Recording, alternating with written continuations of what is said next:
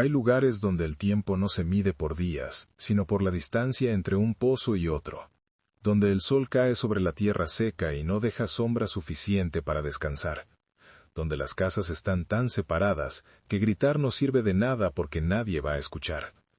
La frontera norte era así, un territorio donde la vida pasaba despacio y el trabajo nunca terminaba, donde la gente se levantaba antes del amanecer para cuidar animales, reparar cercas, caminar kilómetros hasta encontrar agua, y cuando volvía ya era de noche y no había energía para hablar, solo para comer algo y dormir hasta que todo volviera a empezar.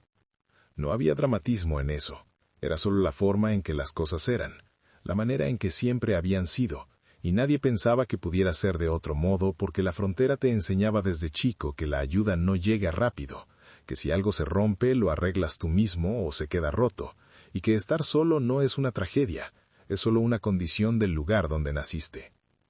Las tormentas llegaban sin aviso y desaparecían igual, dejando el aire lleno de polvo que entraba en los pulmones y hacía toser durante días, y después venía la sequía otra vez, larga, silenciosa, como si el cielo se hubiera olvidado de que ahí abajo había gente esperando.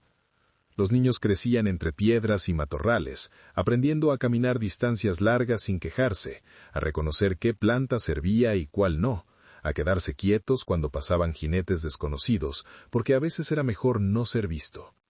Las mujeres trabajaban tanto como los hombres, cargaban agua, molían maíz, cosían ropa hasta que los dedos sangraban, y cuando hablaban lo hacían en voz baja, porque en la frontera el ruido parecía molestar al paisaje, como si todo estuviera diseñado para que la gente se moviera sin hacer demasiado escándalo. Nadie esperaba que las cosas mejoraran, pero tampoco pensaban que fueran a empeorar, porque la vida ya era dura, y eso parecía suficiente.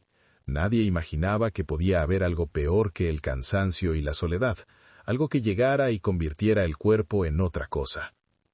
Hubo un momento en que las miradas cambiaron, cuando cierta gente empezó a evaluar no quién eras, sino qué tan fuerte parecías, cuánto podrías cargar, si tus manos estaban curtidas o si todavía te dolía trabajar bajo el sol, si tus piernas aguantarían caminatas de días enteros sin detenerte.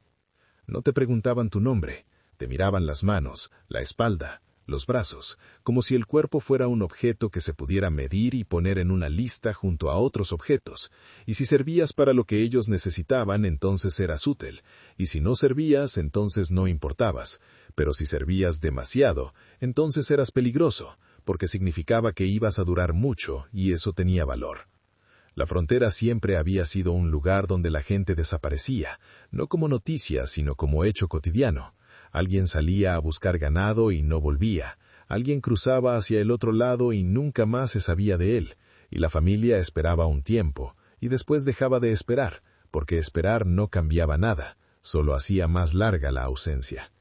Pero esto era distinto, porque no se trataba de perderse en el desierto o de no encontrar el camino de regreso. Se trataba de que alguien decidía que tu cuerpo valía algo y te llevaba. Sin preguntarte, sin explicarte, solo te agarraba y empezabas a moverte en una dirección que no habías elegido y que no podías cambiar. Te convertías en carga, en mano de obra, en algo que se podía intercambiar por otra cosa, y eso no se hacía con violencia espectacular, sino con la misma naturalidad que se carga un saco de grano o se ata un caballo, porque en la frontera las cosas funcionaban así. La ley estaba lejos y la fuerza estaba cerca, y quien tenía la fuerza decidía qué hacer con los cuerpos que encontraba. No había crueldad visible, no había gritos ni discursos, solo una lógica práctica que convertía personas en instrumentos, y esa lógica había existido antes y seguiría existiendo después, porque nadie la cuestionaba, nadie la nombraba, simplemente estaba ahí como el polvo y el calor, como algo que formaba parte del paisaje. Cuando te llevaban lo hacían rápido, sin darte tiempo a juntar nada, sin dejarte despedirte de nadie. Te arrancaban de donde estabas y empezabas a caminar, o te subían a un carro, o te ataban a otros que también habían sido arrancados, y en ese momento entendías que ya no tenías control sobre tu propio cuerpo, que tus piernas se movían pero no decidían hacia dónde, que tus manos podían hacer cosas pero no elegían qué hacer, y esa pérdida no venía con dolor inmediato, sino con un vacío extraño, como si algo dentro de ti se hubiera apagado sin hacer ruido. Las familias se rompían en segundos. Un niño aquí, una madre allá, un hermano en otra dirección, y no había forma de saber si volverías a verlos porque el destino no se anunciaba. Solo te movían y seguías moviéndote hasta que alguien decidía que ya habías llegado a donde tenías que estar. La frontera se volvía infinita. El camino parecía no terminar nunca. Cada día caminabas y al final del día estabas en un lugar que no conocías y que no se parecía al anterior, pero que tampoco era diferente. Solo era más lejos, más perdido, más imposible de recordar. La desorientación crecía despacio. Primero perdías la noción de cuántos días llevabas caminando. Después perdías la memoria de cómo se veía tu casa. Después olvidabas el nombre de la persona con la que habías salido esa mañana. Y al final solo quedaba el cuerpo cansado y la sensación de que nada de lo que habías vivido antes importaba, porque ya no ibas a volver a eso. Ya no había un antes al que regresar. Solo había este presente largo que se extendía sin forma y sin final. El tiempo dejó de pasar y empezó a acumularse, no como una línea que avanza, sino como un peso que se apila sobre el cuerpo, día tras día, hasta que ya no sabes cuántos han pasado ni cuántos faltan, porque el conteo deja de tener sentido cuando nada cambia. Los días se confundían porque no había nada que los distinguiera. Te levantabas cuando te decían, trabajabas hasta que te decían que pararas, comías lo que te daban si es que te daban algo, y después volvías a empezar sin saber si era el mismo día o si habían pasado semanas. El cansancio se volvió tan constante que dejó de sentirse como cansancio y se convirtió en la única forma de existir. Los músculos dolían todo el tiempo, pero ya no llorabas por eso, porque llorar no cambiaba nada.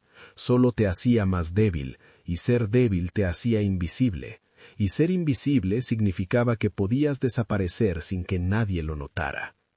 El hambre aparecía y desaparecía en oleadas. A veces te daban comida suficiente para seguir trabajando.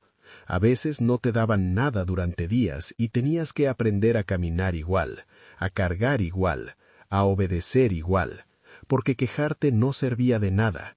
Solo empeoraba las cosas. Los castigos llegaban sin explicación.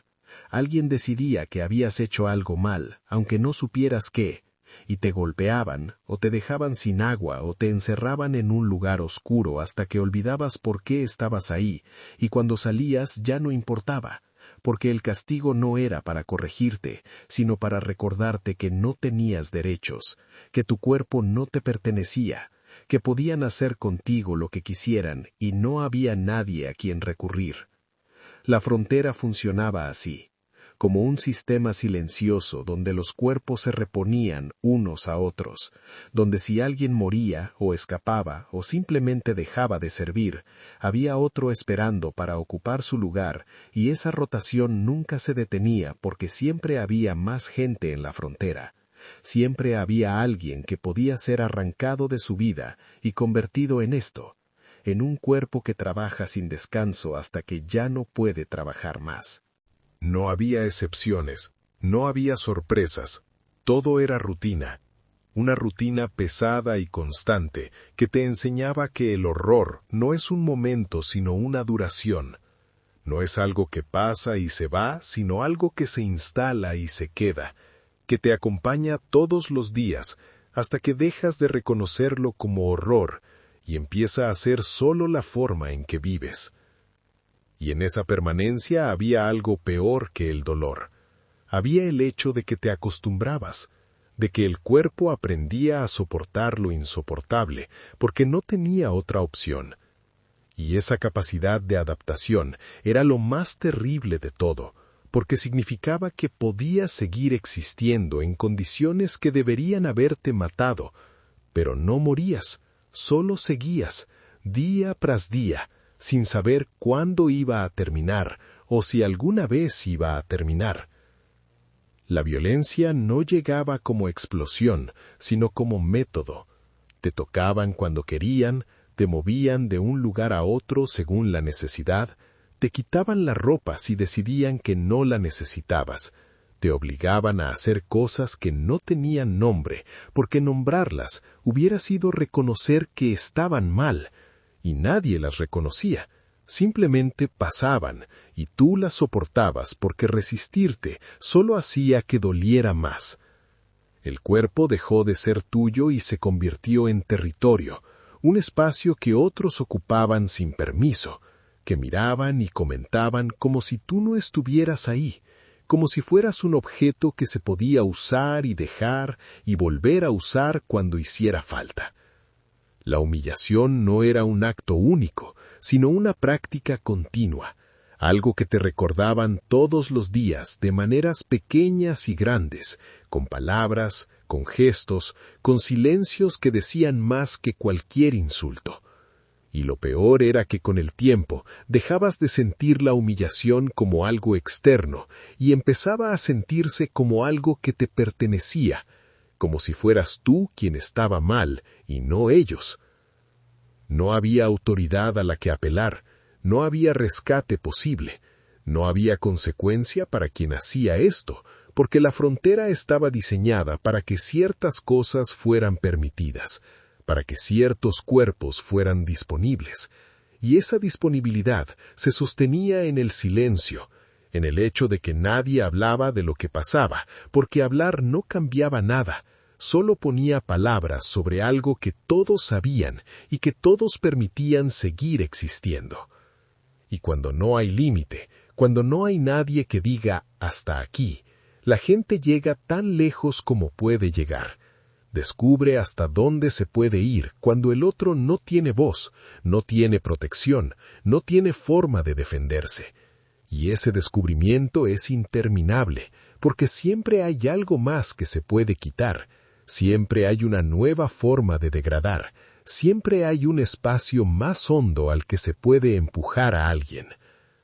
Hubo un momento en que algo se rompió de forma irreversible, no con estruendo, sino con la certeza silenciosa de que ya no había vuelta atrás. Tal vez fue el día en que te separaron de alguien y no te permitieron mirar atrás, cuando sentiste que el cuerpo seguía caminando, pero algo adentro se quedó quieto para siempre, como si una parte hubiera decidido no avanzar más, aunque el resto siguiera obedeciendo. No hubo anuncio, no hubo despedida, solo el hecho de que a partir de ese momento ya no eras la misma persona, ya no podías fingir que esto iba a terminar algún día, ya no podías sostenerte con la esperanza de que todo volvería a ser como antes, porque sabías que no iba a volver, que esto que te había pasado iba a quedarse contigo aunque salieras de aquí, aunque volvieras a tu casa, aunque trataras de reconstruir lo que habías perdido. La ruptura no se podía explicar a nadie que no la hubiera vivido. No había palabras para decir cómo se siente cuando algo dentro de ti se apaga y ya no vuelve a encenderse. Cuando miras hacia atrás y ves que la persona que eras ya no existe y la que eres ahora es alguien que no reconoces, alguien que aprendió a sobrevivir de formas que nunca debió aprender. Y ese conocimiento se quedaba ahí, en algún lugar del cuerpo, como una marca invisible que nadie más podía ver, pero que tú sentías todo el tiempo, en cada movimiento, en cada respiración, en cada momento de silencio. El mundo siguió funcionando. Otras personas siguieron viviendo sus vidas. La frontera siguió siendo atravesada por gente que buscaba algo mejor o que huía de algo peor. El sistema siguió operando con la misma lógica que había operado siempre, reemplazando cuerpos, moviendo personas, convirtiendo vidas en mano de obra, sin que nadie dijera nada, porque decir algo implicaba reconocer que había algo que nombrar, y nadie quería nombrarlo. Algunos cuerpos volvieron, otros no volvieron nunca, y los que volvieron, no volvieron completos, volvieron con pedazos faltantes que nadie podía ver, pero que estaban ahí, en la forma de caminar, en la forma de mirar, en la incapacidad de sostener una conversación sin que el silencio se volviera demasiado pesado. Y cuando volvías, si es que volvías, descubrías que tampoco ahí eras la misma persona, porque habías pasado demasiado tiempo hablando en otra lengua, obedeciendo otras palabras, viviendo bajo reglas que nadie quería escuchar cuando regresabas. Descubrías que no había lugar donde encajar, porque ya no cabías en la vida que habías dejado. La gente te miraba, pero no te veía. Te hacían preguntas, pero no querían escuchar las respuestas. Preferían creer que estabas bien, que habías superado lo que fuera que te había pasado, porque aceptar que no estabas bien significaba aceptar que algo terrible había ocurrido y que ellos no habían hecho nada para impedirlo. Entonces aprendías a quedarte callado, a guardar todo adentro, a seguir viviendo como si nada hubiera pasado, aunque por dentro supieras que todo había pasado y que nunca ibas a poder olvidarlo, que eso iba a estar contigo hasta el final, como una sombra que no se despega, como un peso que no se puede soltar. La frontera sigue ahí, el tiempo sigue pasando sobre ella, y hay cosas que todavía no se pueden contar, porque contarlas sería aceptar que pasaron, y aceptar que pasaron sería tener que hacer algo con eso, y nadie sabe qué hacer con un silencio tan largo.